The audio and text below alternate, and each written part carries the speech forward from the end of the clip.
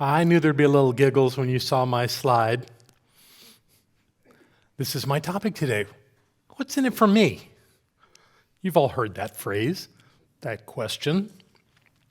And for many, it brings to mind things like selfishness, self-centeredness, ego out of control, somebody wanting to make a deal, work a deal.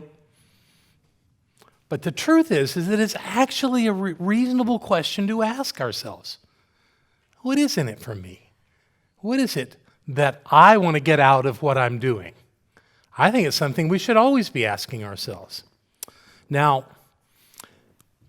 this idea of what's in it for me is the opposite of a thing that is known as altruism. Everybody heard that term? It's a term that's created around the idea of doing something for nothing, doing something expecting nothing in return, doing something completely for the purpose of serving someone else. I don't think that's possible. I think that every time we do something, we're having an energy exchange. There's always something going on, and we can't have a one-way trip in life. Everything has an exchange. Now, it may not be just that simple, but let me give you an idea of what I'm talking about. Something we've all experienced. On every major street corner in most cities in America, there's a person standing there with a piece of cardboard that they've written something on. I wish somehow they would learn how to write it more legibly. But they've all got the same basic things on there. They're homeless, they're jobless, they're a veteran, they're a parent, and for some reason, they want you to give them your money. Okay, we've all gone through that, right? The thing is that if we are sitting at that intersection and we roll our window down, that person comes running over. And if we give them money, a myriad of things may happen. They may go, "Thank you so much, God bless you," or they may just snatch the money and keep going. But whatever they do, you're going to have some kind of an experience from that. And that's an exchange of energy. It's not so much that they made you feel something. In fact, it's not, because you're responsible for your feelings. But the thing is something's happening inside of you. You may feel really good for what you did. If the person takes the money and just moves on to the next car without saying anything, you may second guess yourself. You can have all kinds of thoughts about that. But that's an exchange. That is actually something that you created by taking action with the request of this other person. We've all been in those circumstances. And that's just one little example of how every time we have an interaction with another person, there's an exchange. I've been in situations where I very joyously paid the toll for the person behind me at the toll booth, or put money in the meter that's expired, seeing that person that's checking the meters on their way down. I get great pleasure out of that. And it doesn't really require anybody to be there. They don't have to do anything, but I do it by myself and have my experience. But still, there's an exchange, because maybe not, but chances are they're going to notice when they get there that somebody did something. So those kind of things are all experiences that might otherwise seem altruistic, but truly there's an exchange. So again, back to this question I ask, what's in it for you, or what's in it for me when we have some kind of an exchange with somebody? Well, the fact is that we get to choose what kind of exchange we're going to have. We get to say. It's not up to the other person. It's up to us. So we set in motion in our lives the things that we're going to experience by our attitude and our way of dealing with life. It's so easy to blame stuff on the other person in any circumstance.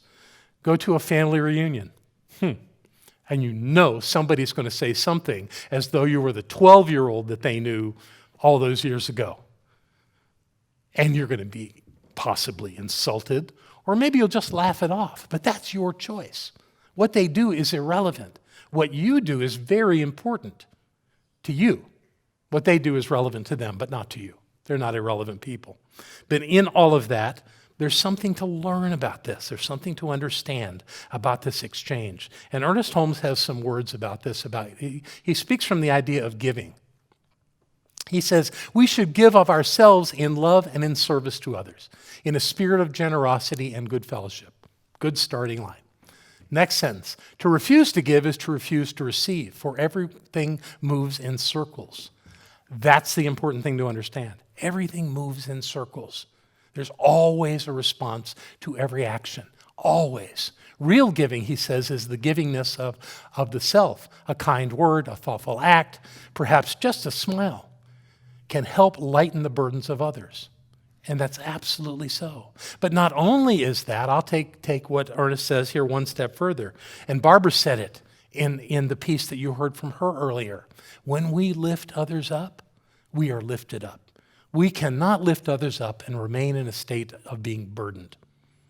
One thing during this pandemic that has been a slight annoyance to me is that I love to smile at people.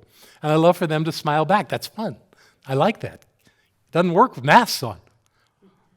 You know, I squint my eyes, but then they just think I can't see. But the truth is that we are in the midst of this experience of life in everything that goes on. And it's up to us to determine what's in it for us. We are the only ones that can determine what's in it for us. And so in my style of teaching, I thought to myself, so what are your rules, John, for figuring out what's going to come back? What do you have to do and think, and how do you have to be for that to work? So I came up with my rules. My rules for getting what's in it for me. And what makes it a rule is that I want this to be absolutely present in my life. So I say, I must. There's lots of other ways to say it, but the idea is that this is my standard for the way I want my life to be. And if I'm going to be in charge of saying what's in it for me and determining what that is, I have to play by my ground rules because it's my game, just like it's your game. So what are these? I think there's 6 of them. The first one is see the divine in everyone, no matter what. That may not seem like a big deal, but it is, because whatever someone is doing or however they're acting should not matter in my ability to see their divine nature. Now, it doesn't mean I have to like what they're saying or doing. It doesn't mean that I have to respond to what they're saying or doing. My job is to know that the divine dwells at the point of them, even if they don't know it. And it's not my job to tell them that. It's my job to know it. And when I know it, then I look at what's happening in a different way. If somebody is yelling at me, perhaps. And I've had something that I don't know if this happens to you. We all make slight errors, is probably not the best word, but we do things when we're driving that everybody doesn't agree with. Maybe we didn't turn the turn signal on before we switched lanes or something like that. And on occasion in my life, what I've discovered is that someone will come up and make a signal with their hand at me. Now, it would be real easy for me to just throw it back at them, just to react and go, blah, blah, blah, blah, blah to you. I won't tell you what I could have said or what I may have said. Oh, and let's make this absolutely clear early in this process here. I do not keep all my rules all the time. I don't know anybody that does. You know, we set a standard, we do our best, and sometimes we fall short, and that's got to be okay. But what's happening with somebody doing that is I'm in charge of how I relate to that experience. Do I make them a jerk? Do I send all kinds of heavy thinking at them? To what end? It doesn't matter to them. The Buddha once said, when approached by somebody who was angry, he said, what happens if there's a gift? A giver is giving a gift and the receiver doesn't receive it. Says, no, thank you. And the man said, it stays with the giver. So if you're angry at somebody for what they did or for any reason, if they don't accept your anger, you got to stay with the anger. So the only way around that is don't get angry at them. Recognize that they're the presence of the divine. They're doing what they can do right now with what they know. And if it isn't up to your standards or mine, we got to let that be okay, because that's the way it is. So we've got this idea of the seeing the divine in everyone, which makes such a difference in how we relate to the world. Our second one here is be mindful of how my words and my actions are affecting others. I start here by saying I am not responsible for how other people feel, but I am responsible for my experience. And there's just no sense in going around ticking people off. It does not help. It does not make life better. So I'm not saying that we have to be people pleasers all the time, but I believe I have to be conscious about how I'm interacting with other people. And I don't want to be a smart aleck. I don't want to do something that is hurtful to someone. They're hurt. They're creating that sense of being hurt. But I don't want to play party to that. So I again remember who they are, and I relate to them from that level of the divine. And when I do, everything works. And when I don't, it gets kind of going sideways. So I'm going to make sure there's not another thought here that I want to say. My intention is to improve every condition that I experience in life. Now, I don't have to go crazy here and play nice to the level that I can't be real. But I do want wherever I am and whatever I'm doing to be better than it was when I got there. And how do I know that? What it is? I know it at the point of me. Because if I'm feeling good about it, chances are they are too. There it is. Feel good after every interaction. Feel good as though it is an improvement, like things have gotten better because of this that I've done. Why would I want to leave a conversation otherwise? And there are plenty of conversations that I have that don't start off that sweet. It's like if I'm having to call a customer service department of a company, and I get somebody who I'm having a little challenge understanding, I have plenty to complain about at that point. But is that going to get me what I want? Is that going to end up taking me to a place that works? I've never found getting angry at people in those circumstances has made the situation better. So I avoid it. So I seek to make the interactions that I'm having with strangers and loved ones all work better than they were before. The next one is avoid judging people or conditions. This one really relates to a story about Dr. Holmes.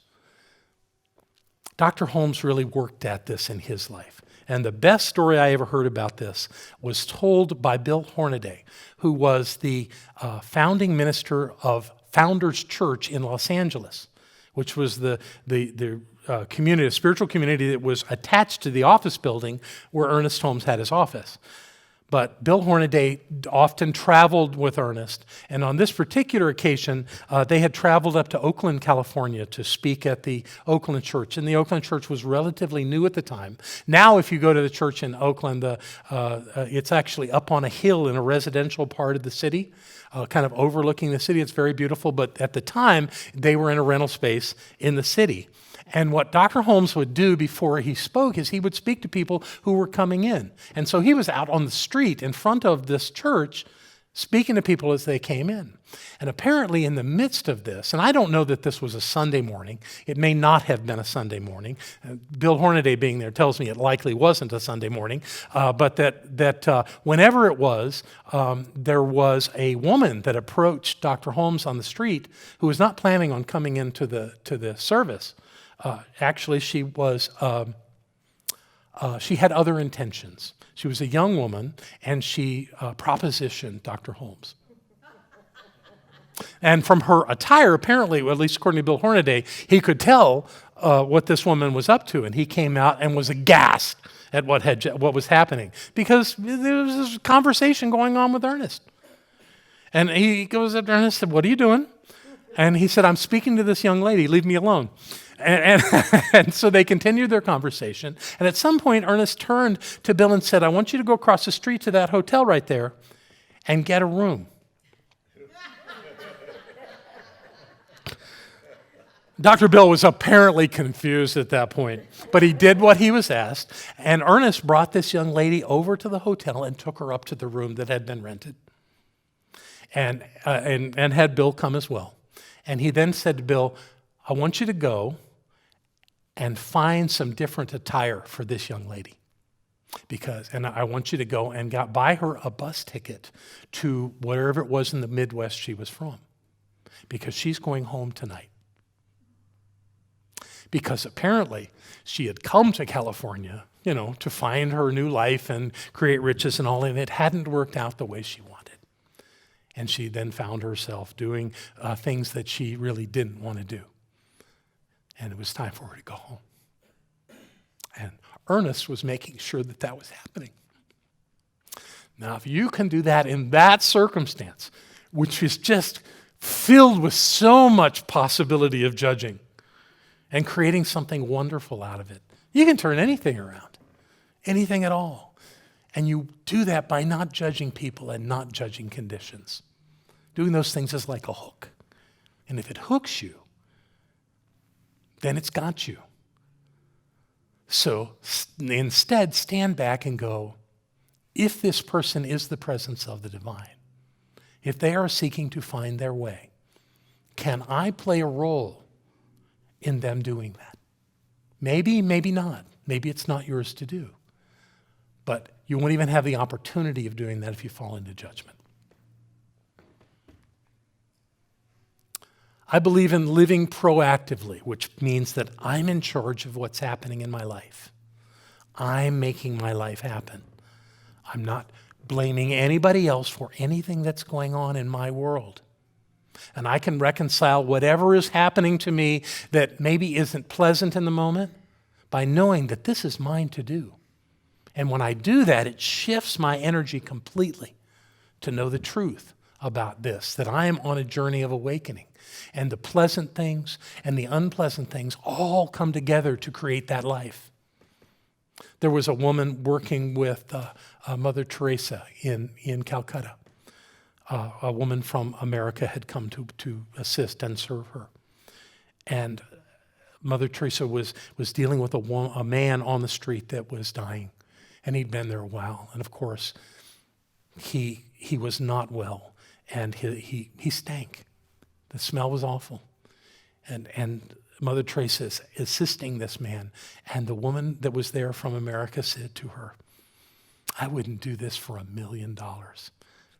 Mother Teresa looked up at her and said, neither would I. Because that wasn't the point. The point was to be in service and to be proactive in life, to create the life that you want, because when you lift someone up, even at the point of their final breath, you are lifted up. And Mother Teresa is one of those people that is believed to be one of the most influential people in the history of mankind. Fantastic. Be proactive in your life, and you are in charge, and you say what things mean. And finally, you must remember who you are. At least I must remember who I am. I must remember that I am a divine presence. I am the presence of God in form on planet Earth. Just like I did in number 1, knowing that about them, I must know it about me. That I'm in charge, that I'm making this life work, that without that, I got nothing. It's important to understand who we are and to never blame anybody for anything that's going on, not even ourselves, because whatever's going on is part of our divine plan, part of our divine journey through life. So we ask the question, these are them, just to look at them again for a moment. See the divine in everyone, being mindful of our words and actions, feel good after every interaction, avoid judging, live proactively, and remember who we are. If we can do that, then what's going on with this question, what's in it for me, is easy to answer. Whatever I choose. And if that's the case, there's no negotiation to go on. You're in charge. You're the one that knows. And being from that place makes life really work. It certainly does for me, and I know it would for you. So take from that what you will and live that wonderful life where you've gotten everything that you desire. So it is.